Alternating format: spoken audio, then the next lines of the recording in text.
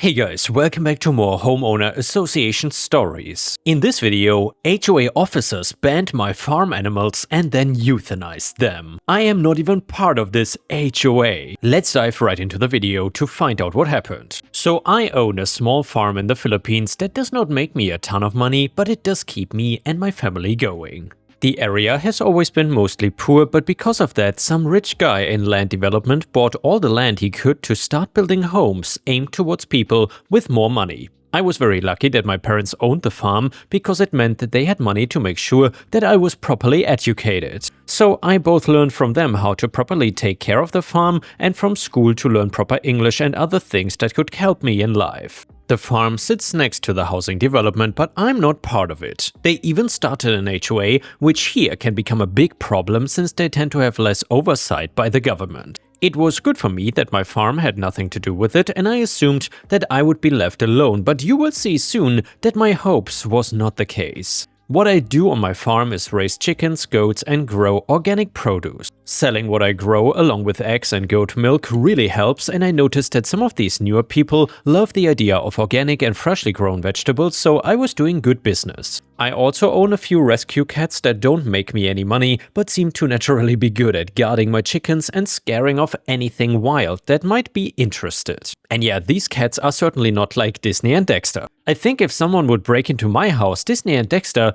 would probably lick the intruder, or like curl up in front of him or something. Anyway, the first few months of the new HOA and people being there seemed fine for me. A lot of people wanted to buy from me and nobody seemed to have any complaints. Then I learned about the man that was in control of the HOA. He is the type of person that I've seen many times before, and each time I wish I never would see again. This man, along with the rest of the HOA leaders, seem power hungry for anything they can get. He wants to push boundaries of what he is allowed to do. I also think that he sees how much land I have compared to everybody else and does not like what he sees. He has told me in passing that my farm ruins his ideal neighborhood and that I don't belong there. He did not push further at first because we both knew that he had no control over my farm since I was not within the HOA boundaries. Instead of speaking to me directly or anything, he sent me a violation notice in the mail. He was now claiming that not only was my land part of the HOA, but that I was breaking a ton of rules regarding animals. He says that I need to remove all the animals off of my property or I will start to receive daily fines until I comply. Not just the livestock, because he went as far as to tell me that 3 cats were too many and I would only be permitted to keep one of them under the condition that he gets to see them and make the decision himself. And yeah guys, if you tell me that I have too many cats and that I need to get rid of them, I will go nuclear, let me tell you. Anyway, I was furious that he did this to me and did not have a chance to even process it because he showed up at my door only like 10 minutes later, as if he was watching me and waiting for me to read the letter. I opened the door and he wanted to come inside, but I blocked him and refused to let him in. He went on about how I was insulting him and not making a very good impression or creating a good relationship. I told him that we did not need to have any relationship since I was outside of the HOA and he knew it. I told him that his fines meant nothing and he had no control over it. That was when he had the nerve to laugh at me and smile. He turned to 2 of his HOA officers that moved from the street up to my door, no doubt to try and intimidate me since I'm not a huge guy. I'm strong from the farm work, but these men were both bigger by a lot. He told me that he was gonna explain things to me in simple terms because he did not think that a farmer could understand or even think. He spoke down to me not only this time, but every single time he ever spoke to me. He told me that if I didn't comply, he was gonna sue me. And that a judge would listen to him over a farmer who smelled like goats any day of the week. That he had money and friends in high places and I had nothing. He then pretended to be nice by saying he would give me until the end of the week to get rid of my animals. He wanted to scare me, but the problem was that I'm not an easy guy to scare. When I grew up here, the neighborhood was a lot tougher than him and his rich friends, so I looked him dead in the eyes and just laughed at him, telling him that I was not part of the HOA and he couldn't lie or intimidate me into getting rid of the animals. I think that he was a little shocked that somebody stood up to him instead of just giving in. He had an angry look on his face but just walked away instead of starting another fight. Instead, he then tried to take a bit of a more of an indirect approach. He would hang out near my farm but off the property, warning people that came by to buy my produce and that I was running an illegal business. Most of my regulars ignored him, but new people, especially coming from the HOA, seemed to be scared of him and didn't buy anything. I was still doing okay financially, but he was trying to sink my business and I was slightly worried that he would succeed with this. Once business really started to die down, I found out that he was passing things around claiming that my farm was a health hazard and my produce and animal products were dangerous and could make people sick. It was pure slander, and the only thing I could do was assure people that nothing was wrong and nobody had come forward aside from the president claiming he got sick. Which, well, my argument against was that he never bought from me in the first place. Things really started to pick up from here. It was as if he was on some time constraint to put me out of business or something. I woke up one morning to find that my farm had been totally vandalized. Products and supplies had been stolen while fences had been cut, letting my chickens loose. Lucky for me, nobody was smart enough to open the coop, so none of them escaped. I filed a report, but with no proof, there wasn't much police could do to help me. The HOA president with a grudge was not proof enough. I also got a visit from the local government who were getting reports that my farm was supposedly a problem. That apparently my animals were feral, sick and dangerous, along with other very serious claims. They searched around everything and at the end gave me a letter claiming that I was up to code and none of my animals were showing any signs of aggression or danger. I got the okay from them to continue my normal operations. I knew that the HOA president was behind this, and after the inspectors left, he showed up. He really expected them to shut me down due to his false reports, and when he saw that I wasn't, he got angry. He told me that this was not the end of things. He was not backing down and told me that I had one last chance, or things were gonna end up getting a lot worse. I remember so clearly him asking me if I had a death wish or was just stupid, and my reply was, well, I have a death wish, just not for me. I think he was the real slow one, because he did not seem to get it for a minute. At this point, I figured that I had to get some legal counsel involved. It had gone on too long and pushed too far otherwise. My lawyer sent the HOA president a cease and desist letter claiming he had to stop sending me violations and fines since I was not in the HOA, along with not entering my property anymore. But of course he ignored it, just like I figured, but my lawyer told me that it was still important that we had it to begin with. It shows that I was trying to end things peacefully and it is the HOA causing problems and not me. Since if things go further, him ignoring the cease and desist can actually help me in the long run. I am a little worried about what he might do next, but trying to not let him get to me. And especially not letting it show that he is getting me a bit frazzled, since I know that is what he ultimately wants. I just have a bad feeling knowing how these guys can be and the kind of influence they have, the vague threats he keeps making towards me, along with some strange things I've been noticing. Basically, when I'm outside working, I tend to always see one of his HOA officers watching me. I notice cars parked across from my farm or driving slowly back and forth around the property at night. I know that things are not done yet, but I think I really need some advice from people on what I can do now. I feel like a sitting duck just waiting for somebody to shoot first. I know this is not the end. I will probably make another post or at the very least an update on this one about what happens next though. Like I said, any advice is appreciated since I've never had an issue like this before. And a user in the comments said, classic case of trying to push out the poor so they can build for the rich.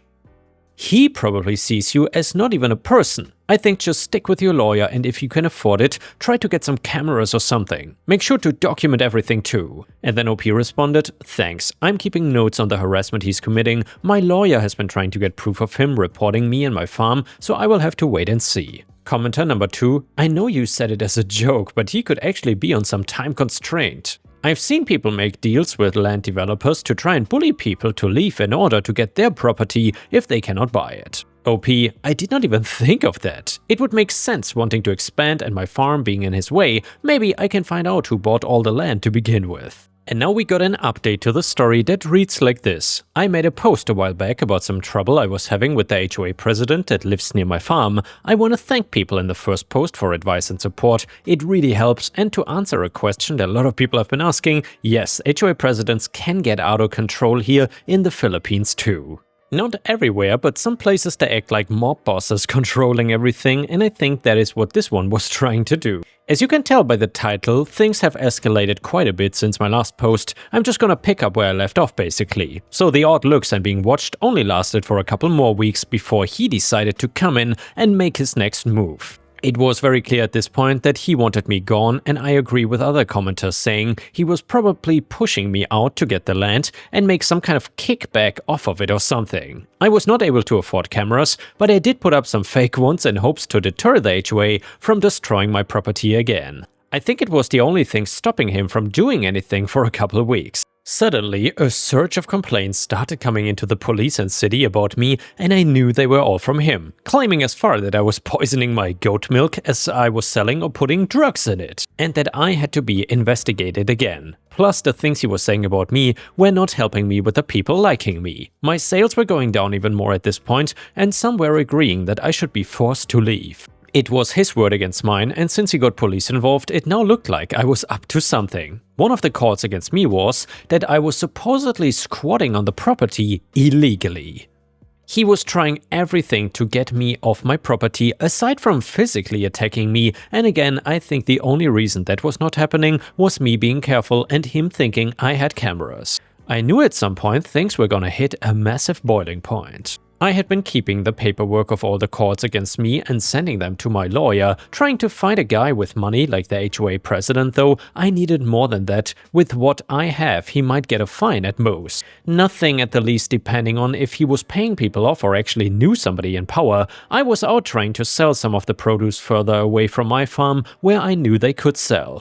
And I knew that I could sell them without the president coming and bothering me about all of this. I came back and went to check on the animals, only there was something very wrong. The coop was empty, the barn was empty, even my cats were gone. There was no damage to the fence, so I knew that they didn't all escape or anything, plus the cats never left the property anyway. They could jump the fence easily, they just chose not to. They know where their food and water comes from. I may have been the idiot in this case of running around, because after a second look around I noticed a letter stapled to the door of my barn. The letter said that I'd violated city laws by keeping my animals without proper paperwork and the fact that they were volatile, and I exceeded the amount I was allowed per square inch of my farm. I panicked as they didn't tell me where my animals had been taken. But first I need to talk about this letter and this animal control officer that left it. At the time I assumed that this entire thing was legitimate because the paper had an official city seal and even header on it. It didn't look like the other HOA letters I had gotten from him. I found out way later though that in fact this guy was a phony hired by the HOA to take away my animals. I guess they assumed the cameras were working, and if I had footage it would look like a regular animal control worker doing this, to not draw suspicion by anybody else either. Again, I did not know at the time, but I figure for the story I can mention that part now. While I didn't know where they went, I knew the biggest animal shelter that takes farm animals and figured it would be a good place to start. I went there and right away the shelter workers were confused. And by the way, Ripestars, the story gets a little bit sad here, so maybe if you want to avoid a part where animals might get hurt, you could skip forward, let's say 30-40 seconds, something like that, just to give a warning. So, warning in place, telling me that the animals I was talking about were brought, but the person who brought them claimed to be their owner. And also claimed that all of the chickens had bird flu, the goats had something else, and the cats were feral. Basically said whatever they needed in order to have the animals all be put down. Once they realized that a mistake had been made, I get to go back and see what had been done. Some of the animals had already ended up being euthanized.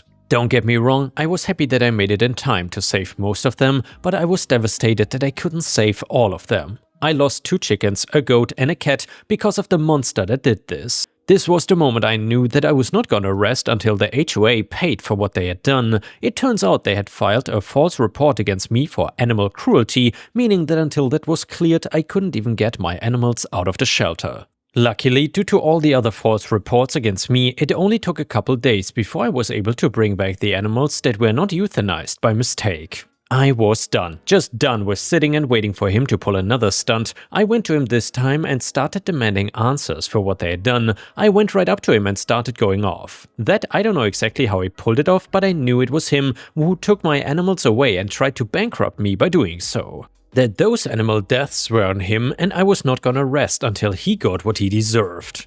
This guy actually had the nerve to lie and tell me that he did not know anything about the animals taken away, all he did was file a report, so if I lost them, it must have been my own fault. Then before I left, he told me that I brought this on myself for not listening to him in the beginning, that I was given the option to leave and let things be, but I didn't, so really I'm the one that has to sleep at night knowing the animals died because of me. I knew that I could get him on this if I could find some evidence that tied him to it. This was a now serious crime and he couldn't bribe his way out of it. I spent money that I keep in my savings and never touch in order to hire a private investigator. I told him the entire story and he agreed to try and dig up what really happened. Through him was how I learned that the animal control officer that went onto my property was not only fake but paid for by the HOA president. I had to do some of my own digging since I could not afford the investigator to do everything. I just needed him to get the info on the president for me since I knew I would not be able to get near him. So while he was doing that, I called the city animal control. I told him about the letter I got on my barn and the fact that the animals were taken to the shelter to be euthanized. They looked in their records and confirmed for me that nobody was sent and I was not even in the system at all. My investigator was getting more dirt on him and the rest of the HOA than I could have ever hoped for. I did not think I was getting more than the fake hire proof, but he actually did. He managed to get into the HOA funds and found a ton of corruption. He was using community funds for himself. And they had records of bribing local officials, which is what was causing me so many issues. And he even found that what they sent me was not the only forged legal document they had used.